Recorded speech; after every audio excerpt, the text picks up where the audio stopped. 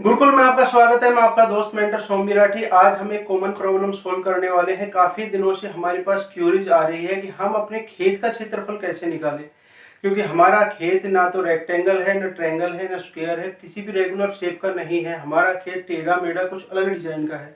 तो इसका क्षेत्रफल हम कैसे निकाल सकते हैं, इसलिए आज हम सीखेंगे कि हम किसी भी डिजाइन के खेत का क्षेत्रफल एरिया कैसे कैलकुलेट करते हैं। इसके बाद में आप लोग अपने खेत का, अपने किसी भी डिजाइन के खेत का प्लॉट का एरिया निकाल के देख सकते हैं। और अगर कोई भी डाउट हो तो कमेंट में पूछना, हम आप लोगों के सभी डाउट्स क्लियर करेंगे। तो चलो स्टार्ट करते हैं।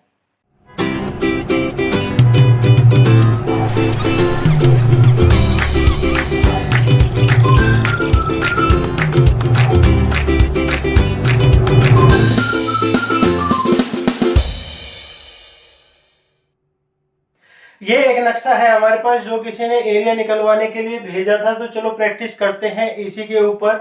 ये किसी पटवारी से निकलवाया हुआ नक्शा है जिसके अलग अलग पार्टीशन करके इसके मेजरमेंट्स दिए गए हैं। और इसके सारे मेजरमेंट्स गट्टा में है और एक गट्टा बराबर होता है 8.25 फुट। 8.25 फीट के बराबर एक गट्टा होता है।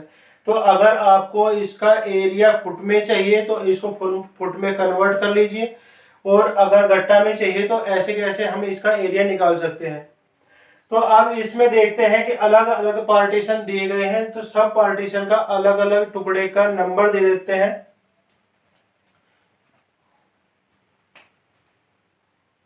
1 2 3 4 5 6 और ये हो जाएगा 7 नंबर।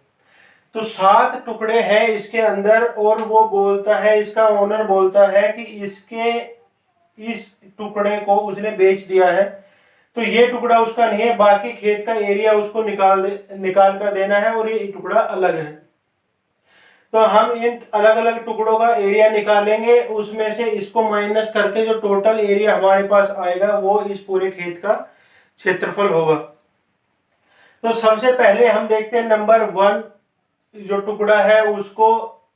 ये एक ट्रायंगल शेप है, और इसको अगर आप ठीक से देखेंगे तो ये इसका एक 90 डिग्री का कोण है। तो किसी भी ट्रायंगल में जब एक कोण 90 डिग्री का हो तो राइट एंगल ट्रायंगल होती है, और राइट एंगल ट्रायंगल का एरिया निकालने का फॉर्मूला होता है, नंबर 1 में है, ये एक ट्रायंगल है, इसका एरिया निकलेगा 1/2 बेस गुना हाइट। अब 1/2 गुना इसका बेस हो गया 12 गुना हाइट 10। तो 2 से 12 कट गया 6 पे, बराबर हमारे पास आ गया 60 वर्ग गट्टा। क्योंकि सारे मेजरमेंट गट्टा में है तो ये इसका एरिया भी गट्टा में निकलेगा। तो 60 वर्ग गट्टा इसका एरिया होगा नंबर 1 का। अब लेते हैं शेप नंबर 2। अब 2 नंबर इस डिजाइन का टुकड़ा है।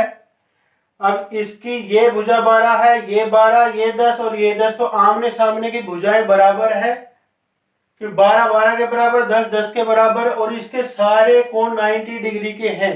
तो एक ये रेक्टेंगल हो गया। अब रेक्टेंगल निकालने का फॉर्मूला आप लोगों को पता है, लेंथ इनटू ब्रेथ।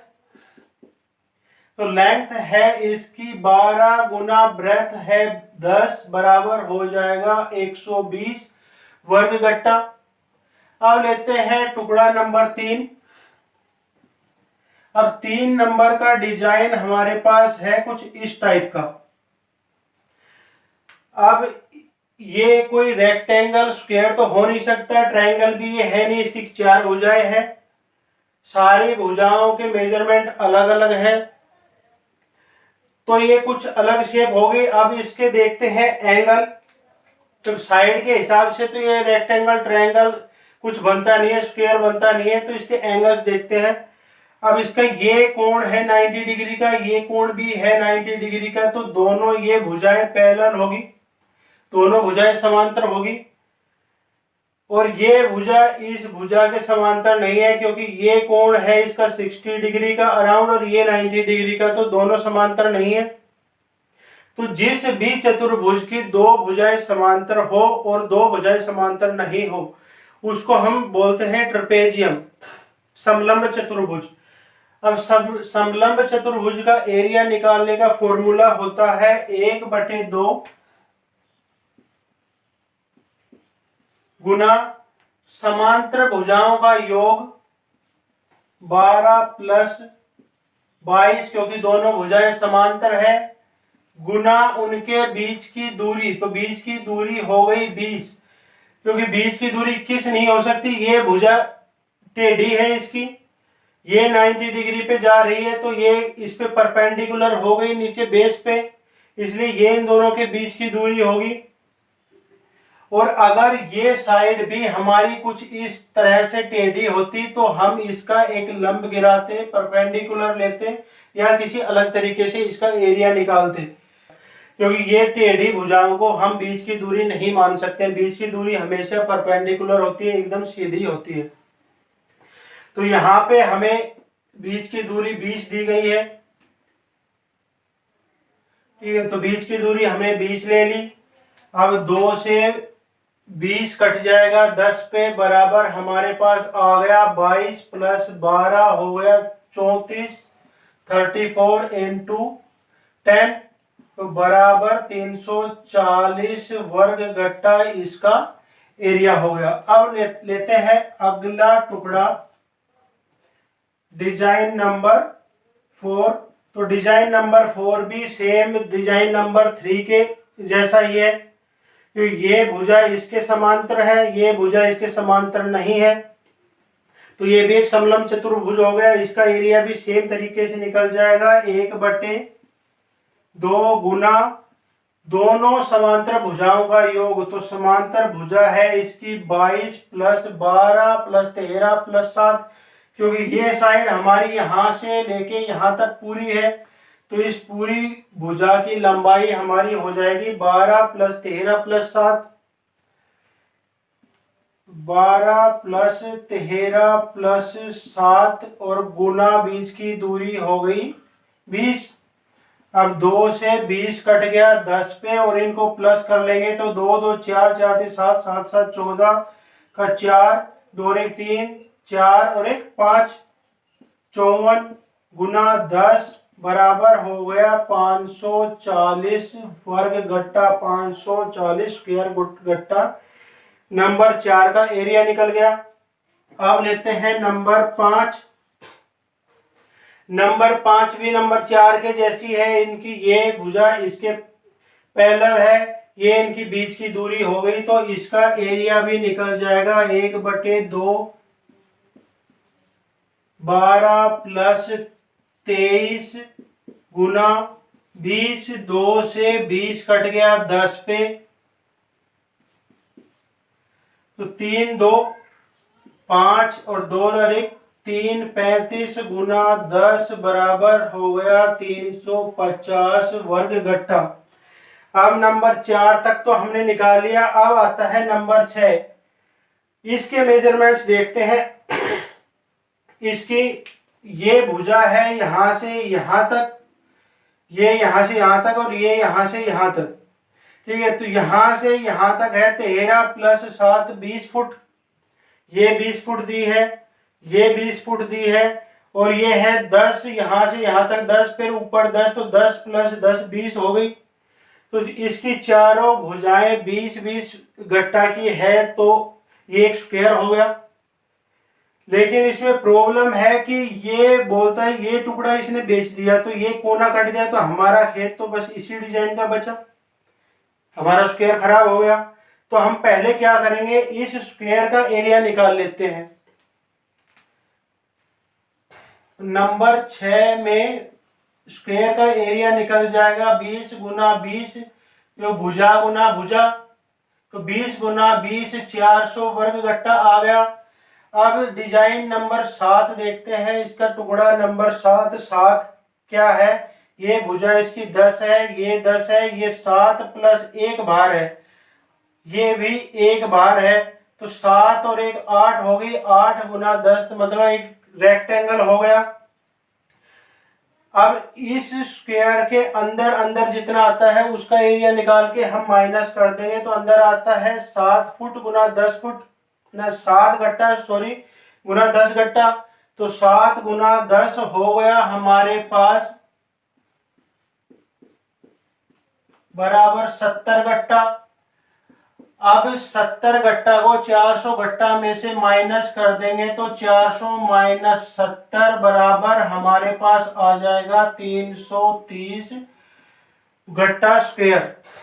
ये एरिया निकल गया नंबर 6 का। अब टोटल एरिया निकालने के लिए हम जितना भी एरिया हमने निकाला है अलग अलग टुकड़े का, उन सबको प्लस कर देंगे तो टोटल खेत का एरिया हमारे पास आ जाएगा।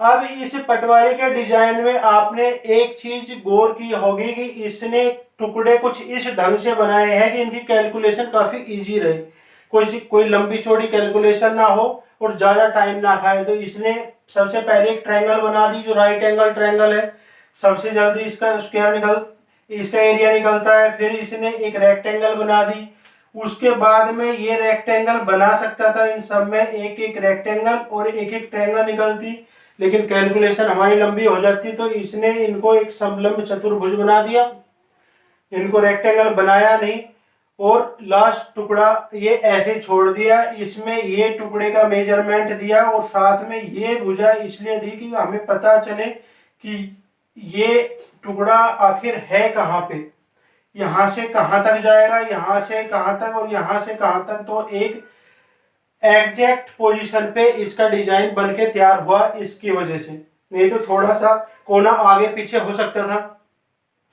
अब किसी भी खेत का एरिया निकालने के लिए हमें यही तरीका अपनाना है, डिजाइन चाहे कोई भी हो उसमें हम कोशिश करेंगे कि ज़्यादा से ज़्यादा रेक्टेंगल और स्क्वायर निकले, और अगर रेक्टेंगल और स्क्वायर नहीं निकलते हैं तो उसमें ट्रायंगल निकले या सर्कल निकले, जिनका एरिया हम निकाल सकते हैं, जिनका फॉर्मूला हमारे पास है।